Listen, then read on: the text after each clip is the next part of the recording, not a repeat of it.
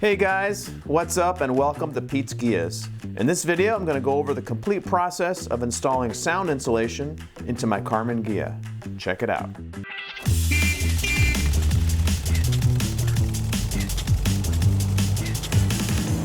When it comes to sound insulation in your Karmann Ghia, or any car for that matter, you have your choice of many different companies and different product lines. I've even seen a video on the internet where somebody took peel and seal, which is really meant for fixing leaky air ducts and leaky roofs, and put that into their car. But I've decided to go for something a little bit more professional, so I've settled on a two-step product from a company called Secondskin. They have not reimbursed me for this video. This is not a paid endorsement, by the way. I just like the product, the price, and the fact that it's made in the United States. So the way it works is that the first layer cuts down on structural noise, and the brand name for that is Dampifier Pro, and that's for low-end metal vibration. And the second layer cuts down on airborne noise, and they call that Luxury Liner Pro. So let's get right into how it's done in each area of the Ghia, starting with the chassis. So I found some pictures on the internet of this area of the tunnel as it looked originally, and there was a piece of tarboard that covered the end of the tunnel right in front of the inspection cover.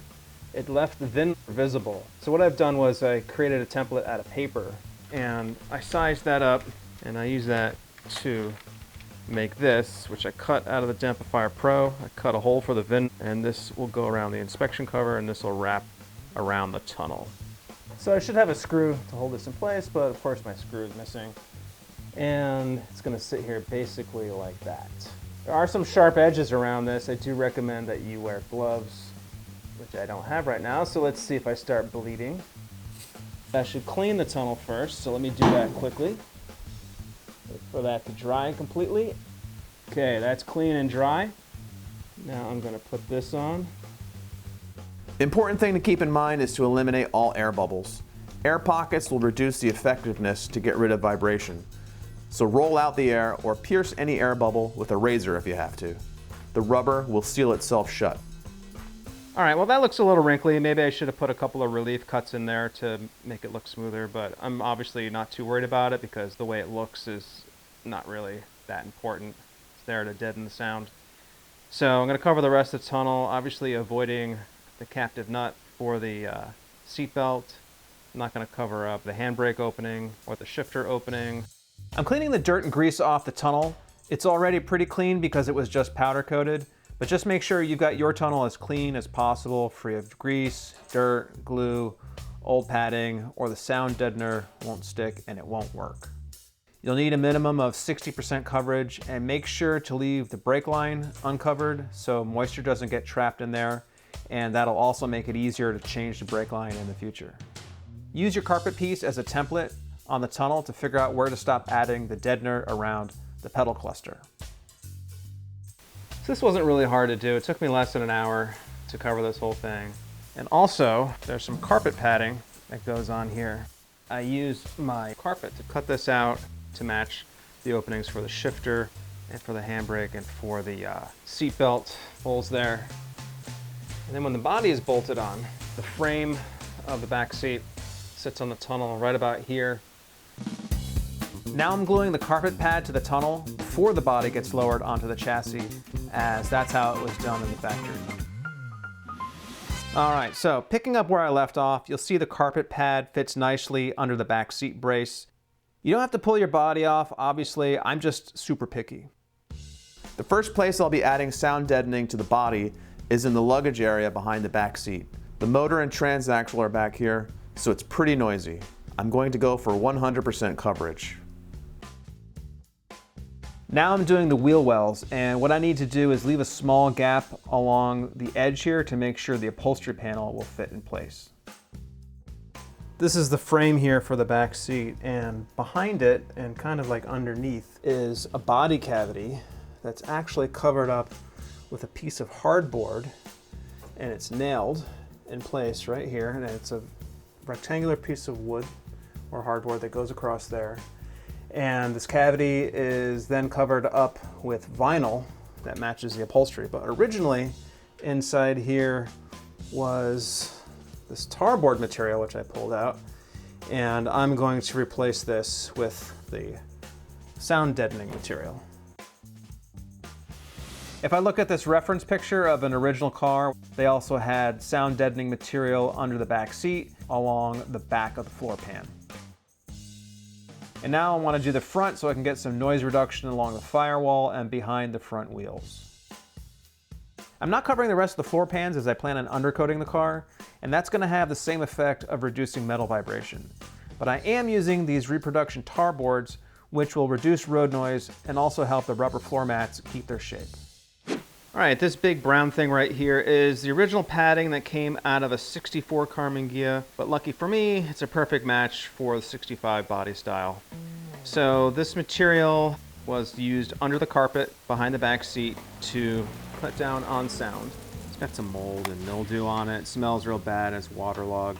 So it's only really useful as a pattern to know where to cut the new material, which is this Luxury Liner Pro from Secondskin. This will cut down on the motor and transmission noise. So what I've done is, it's hard to see, pretty faint lines, but I've traced this out. These openings here, those are for the metal clips that hold the defroster hose under the rear window.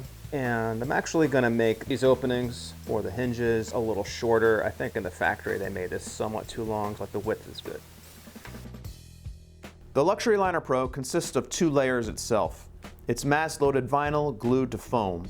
The thinner vinyl layer faces outwards when it's installed. The manufacturer says it's meant to, quote, reject all forms of airborne noise, road, tire, engine, and exhaust noise, as well as add significant heat insulation. That sounds pretty good, but we'll put that to the test when my Ghia is back on the road. All right, I've lined this area with double-sided tape. This is the stuff that Secondskin sells with the Dampifier Pro, and supposedly this could hold a lot of weight per square inch. I forget exactly what the specs are, but like, I don't know, 20 or 40 pounds or something like that. So I put extra layers of this stuff in, or extra strips in. And the back of the firewall here, the inner firewall, also has these metal tabs, which you can just barely see here. And these will pierce the padding. And then I just bend these over, and that should also hold the padding in place. So I'm not really too worried about this thing falling down, but that is a legitimate concern. You have to put something here, either glue or this double-sided tape, and in my case also these metal tabs. And those things are pretty nasty. You don't want to poke your finger on that. The trick to getting this on right is to roll it up into a tube. Line it up perfectly at the top, and then roll it downwards. Because once it sticks to that tape, it's not coming off. All right, so here it is. The padding is in place. And now that it's in, it's definitely not coming out. That's in for good. And you can see metal tab sticking out right there. So I'm gonna get a rubber mallet and hammer those over. So the next piece that has to go in will fit right here, and I've already measured out a piece. It's about 9 inches along that edge. I'm not going all the way to the back edge, as the original padding didn't either. The rear seat backrest fits here, so it should be cut off 2 3/4 inches from the edge of that panel.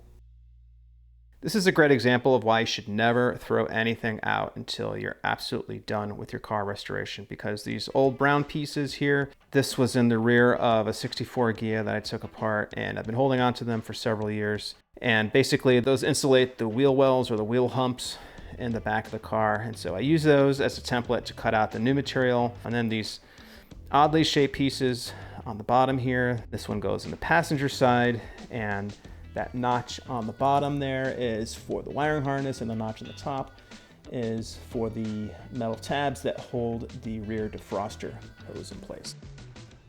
The difficulty with these corners is that it's just a super tight area, like everything else on a Ghia.